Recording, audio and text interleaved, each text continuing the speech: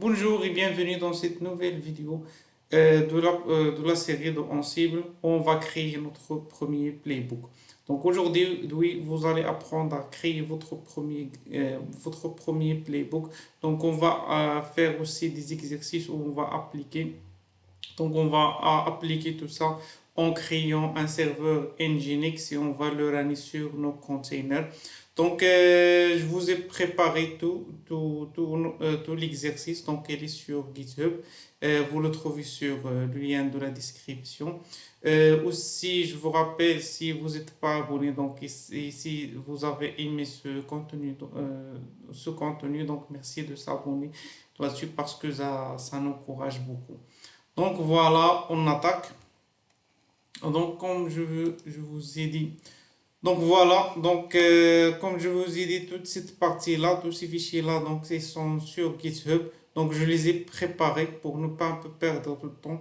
Et je vais vous montrer juste comment normalement fonctionnent les playbooks dans Ansible. Donc d'abord, donc vous trouvez ce Docker Compose. Donc ça, ce Docker Compose, donc normalement, il va lancer nos trois machines, c'est nos hosts où on va exécuter notre playbook. On va runner notre Nginx. Donc là, normalement, c'est simple. Ça, c'est le service numéro un. On l'a nommé machine 01. Là, donc, normalement, on fait le build. Le build, donc, normalement, il fait Dockerfile. Donc, ça, donc, normalement, vous le connaissez déjà. On l'a fait sur la précédente vidéo. On a expliqué tout ça. Mais ce qui s'ajoute ici, c'est que on a ajouté le port 80. Ce port-là, on va l'utiliser. C'est le port web que utilise Nginx afin de tester notre déploiement Nginx. Et ça, c'est le port 22 que normalement, que le protocole ici SSH utilise pour se connecter. Donc, Ansible l'utilise pour se connecter au container. Donc, ce Docker Compose, vous pouvez juste le copier et le coller. Si vous n'êtes pas familiarisé avec le Docker Compose, mais je rappelle que c'est vraiment important, le Docker aussi, dans l'IT et surtout en DevOps. Donc, je vais vous expliquer tout ça. Donc, ça, c'est le nom de machine, c'est le container qu'on veut builder. Build. C'est-à-dire, il va aller sur ce Dockerfile là. Donc, ça, c'est un nom du container. On lui a donné le machine-01. Ça, c'est le nom, désolé, de service. Et ça, c'est le nom du container. Ils peuvent être identiques comme ils peuvent être différents. Ça, c'est les ports qu'on va exposer. Donc là, donc normalement, on va utiliser le 22, on va le exposer, c'est-à-dire à l'extérieur comme 22, 21, que normalement va être, c'est les ports qu'on va être sur notre inventory, c'est celui-là.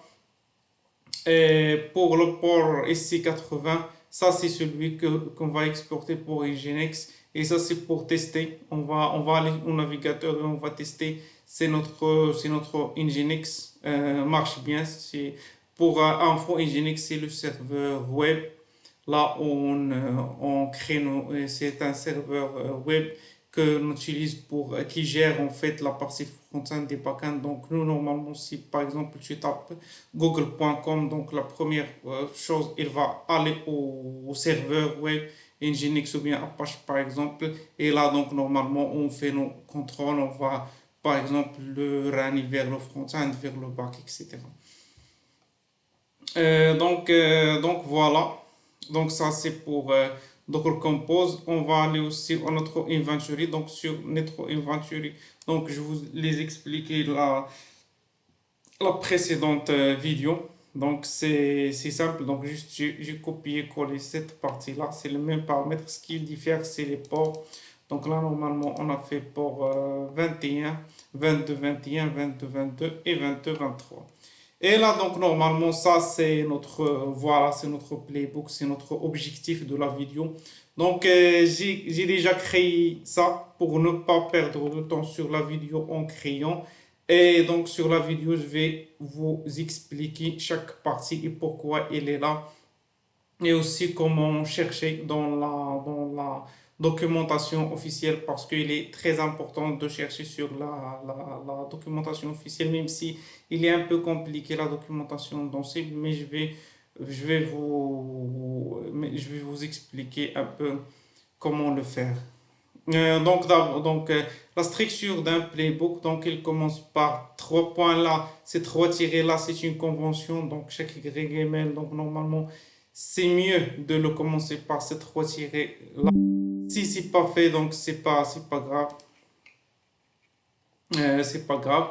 Et donc là, c'est le nom normalement c'est le nom de playbook. Donc chaque playbook a un nom, il doit être, c'est obligatoire. Et le host, c'est obligatoire aussi. Ces deux choses-là, ce sont très obligatoires. Donc pour le host, vous pouvez mettre soit all, ça c'est le nom du groupe, soit un groupe que vous voulez, ou bien vous pouvez mettre un des deux là. Par exemple, machine 2, machine 01. Vous pouvez faire ce que vous voulez, un machine 02, machine 03 ou machine 01. Donc voilà, donc pour nous, on a fait le all, le tout, où vous pouvez faire votre groupe. Cette become yes là, donc normalement c'est optionnel. Vous pouvez la mettre comme vous pouvez pas la mettre. Par défaut, c'est no et elle sert donc en fait à exécuter ces commandes-là en mode sudo, c'est-à-dire avec des droits de root, de super user.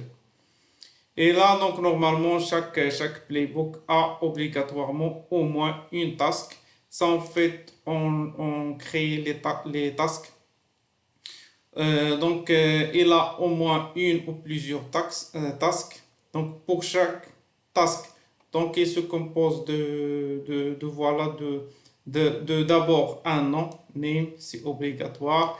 Et après, le module, ça, donc, normalement, il s'appelle le module. Et ça, normalement, il s'appelle l'argument. C'est comme si vous avez une classe ou bien une méthode. Et ça, donc, vous insérez vos arguments. Et ça, c'est le module. Donc, la question que peut-être vous se posez, pourquoi donc apt et poet est à trouver où ça?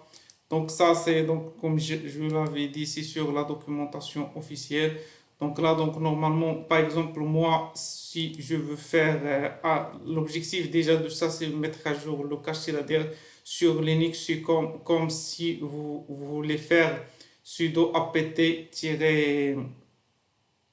update par exemple. Donc là, normalement, apt get update. Donc là, normalement, si vous voulez faire ça, donc vous devez chercher sur la documentation officielle comment vous la faire. Donc je vais faire apt par exemple update en non cible. Et là, donc, normalement, il me tourne sur documentation en cible. Donc, je clique sur ici. Et ça, c'est le module apt. Et donc, si vous scrollez, donc, bien sûr, ça pourra être difficile au début de voir, de scroller, de comprendre cette documentation. C'est un peu difficile, mais avec le temps et avec la pratique, donc, vous comprenez plus. Donc là, normalement, si vous cherchez ici, par exemple, vous devez, ça c'est les arguments qu'on peut faire. Donc ça en fait, c'est les paramètres qu'on peut faire là-dessus. Ici, c'est les paramètres ici. Et ça, donc, c'est le module apt. Donc, si on scrolle, donc, vous devez lire tout ça afin de trouver votre voie là. Ou bien juste vous chercher sur Google ou bien ChatGPT comment faire ça, comment faire ça. Et si il te donne ça, mais vous devez quand même comprendre pourquoi. Donc là, donc si je scroll, donc voilà. Donc voilà, donc update cache, donc rent the equivalence of apt get update. Donc voilà, j'ai trouvé ce que je veux, c'est apt get update. Donc je vais faire update cache. Donc par défaut c'est false, mais c'est true. Si je fais true, donc il va faire apt update. Donc et c'est pour ça donc j'ai fait update cache yes, soit true soit yes, c'est valable. Donc pour cette partie-là, donc j'espère que c'est bon. Donc au moins vous avez compris que chaque task il se compose d'un module. Le module qui est ici, c'est ici. Soit vous pouvez le copier tous ou bien juste faire la dernière. Donc voilà, je vais voilà, copier pour par exemple celui-là. Le copier. Et voilà, donc j'espère que vous avez bien compris ça. Donc la deuxième task, c'est l'installation de Nginx. Donc là, donc le même, c'est le module. Et aussi sur la documentation, aussi un truc très utile, c'est que vous descendez sur les exemples. Les exemples, vraiment, ils vous donnent vraiment une bonne compréhension et ils sont très clairs. C'est pas comme les descriptions. Donc là, donc normalement, si on veut par exemple installer Apache, donc voilà, on fait name Apache et ça, c'est présent. Donc ça, pour sales present, vous allez remarquer qu'il se répète sur plusieurs modules. Donc sales present, c'est le state qu'on veut. Donc nous, on veut que Apache soit installé. Donc si il est installé, il est déjà installé, donc il ne va pas l'installer parce que c'est présent, donc ce qu'on veut, c'est il est présent. Donc normalement, pas la peine. C'est pourquoi on a ajouté state, c'est-à-dire pour ne pas l'installer s'il est déjà installé. Donc c'est important, il se répète sur plusieurs modules. Souvent les modules, il prend ce site absent ou bien présent. Ça par exemple, voilà, ça voilà, c'est un absence. Donc ça par exemple, si on veut supprimer un package, donc là normalement on dit que l'état qu'on veut c'est absent, c'est-à-dire il n'existe pas. Donc si déjà il n'existe pas, donc pas la peine de le désinstaller, donc c'est bon. Ça, APT, donc normalement, il gère les packages, tous les packages de Ubuntu. C'est un module où tu peux installer tous les packages que tu veux. Et là, donc normalement, c'est pour nous, on veut installer Nginx. Et là, normalement, c'est le module, un autre module qui est service. Ça, donc normalement, il gère le démarrage de Nginx. Donc là, normalement, on fait service. Ça, normalement, il le start, c'est-à-dire l'état qu'on veut, c'est start. S'il est déjà démarré, donc c'est bon. Et ça, c'est pour enable, c'est pour l'activer. Et donc, et voilà. Et donc, pour l'autre, ça, en fait, c'est un module copie. Copie, en fait, elle prend un contenu qu'on veut et le mettre dans un fichier. On a fait ici le fichier HTML qui est le fichier principal de Nginx, là où normalement Nginx pointe quand on le pointe. Donc voilà, j'ai essayé de faire un contenu différent pour chaque machine. Donc si on pointe vers machine 1, c'est pas comme machine 2, c'est pas comme machine 3. Donc j'ai changé ici cette valeur-là. Donc là, donc normalement, juste pour vous montrer, voilà, un truc important, c'est la condition. Il y a les conditions dans les tasks. Donc là, normalement, j'ai dit win inventory hostname égale machine 1. Donc si je suis sur cette machine-là, donc ce host-là, donc il va exécuter ce bout de code-là. Bienvenue donc. Si je suis ici sur machine 2, donc il va exécuter cette partie-là et ainsi de suite. Et là, c'est pour la machine 3. Donc on a, donc voilà. Donc on a ajouté aussi la condition. Donc sur une tâche, on peut faire une condition pour quand il va être exécuté. Il y a aussi les tags. On va attaquer les tags dans une autre vidéo. Et voilà, donc maintenant on va attaquer aux pratiques. Donc là, donc pour vous, normalement, vous devez avoir un virtual environment là où Ansible, normalement, il est installé. Donc pour s'assurer, vous devez voir Ansible version. Donc voilà, il est installé. Docker aussi, il doit être installé. Donc, il y a déjà dans une ancienne version, je vous ai montré comment l'installer. Et donc, je vais le lancer. Donc, je m'assure que je suis sur le chemin où il y a Docker Compose.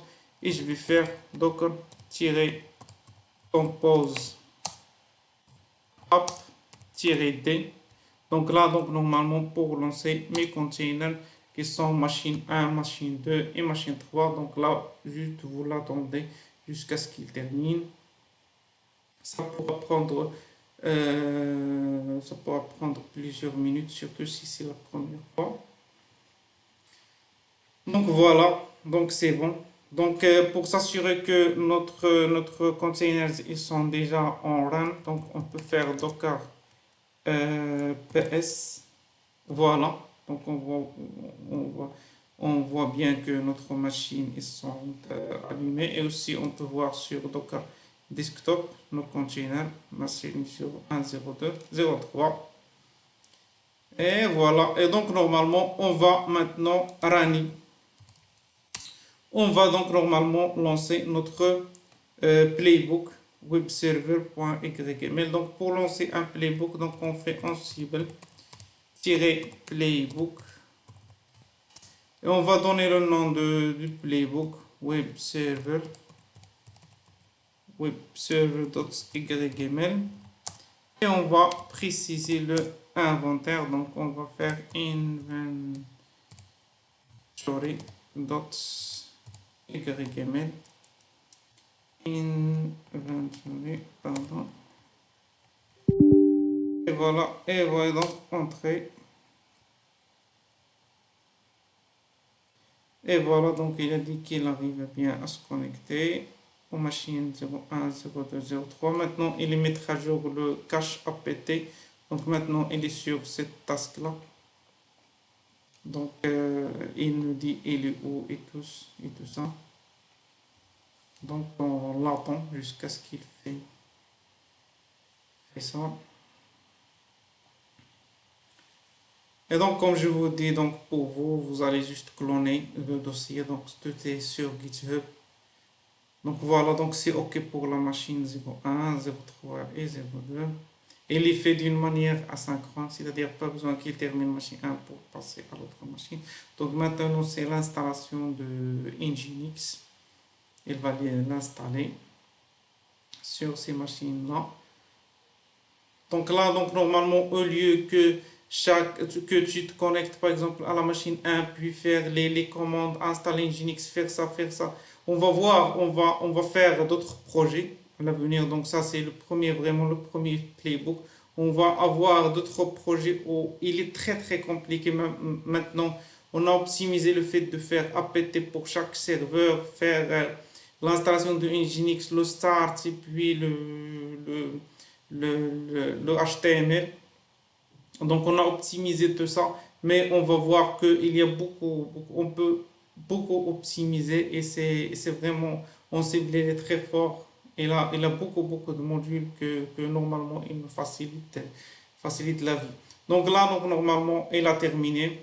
Donc là, donc normalement, il fait skipper machine 01, machine 03 parce qu'on a fait les conditions. Et donc on va tester. Donc je vais tester si normalement il a lancé le Nginx, normalement et s'il est bien exposé sur le port. Donc je vais aller ici, je vais faire par exemple localhost.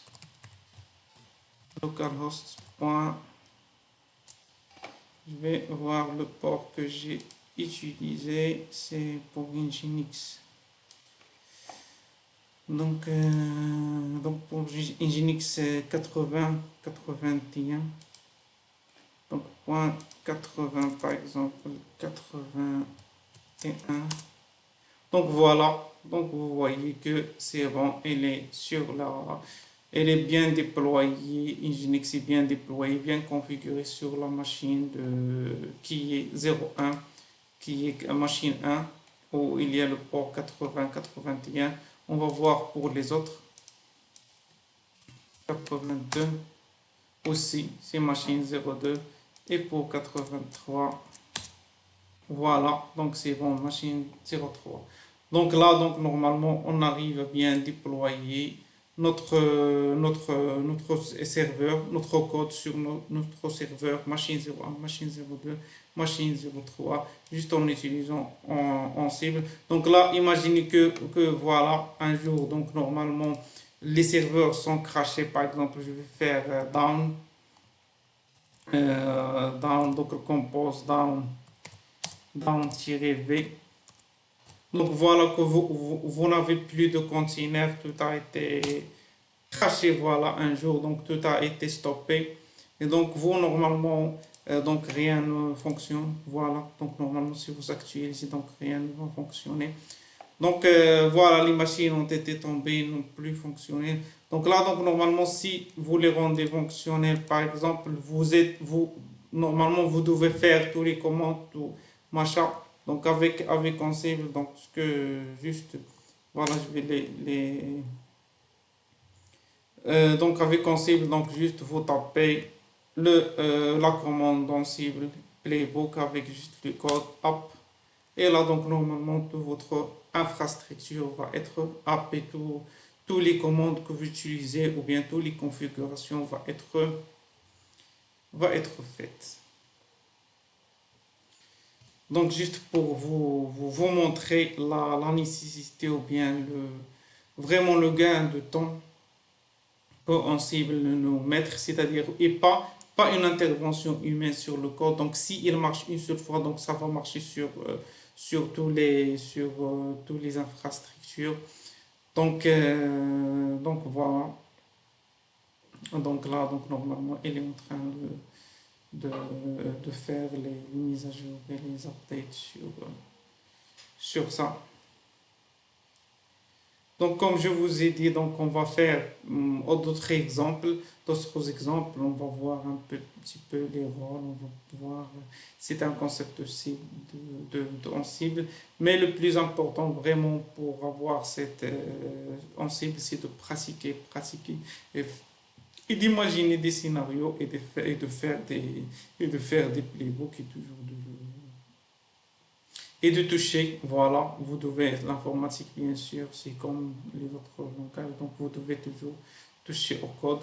Donc là, normalement, il nous fait le bilan, et là, donc c'est voilà. Et donc on accède, donc voilà, elle est maintenant opérationnelle. Donc voilà, c'est simple.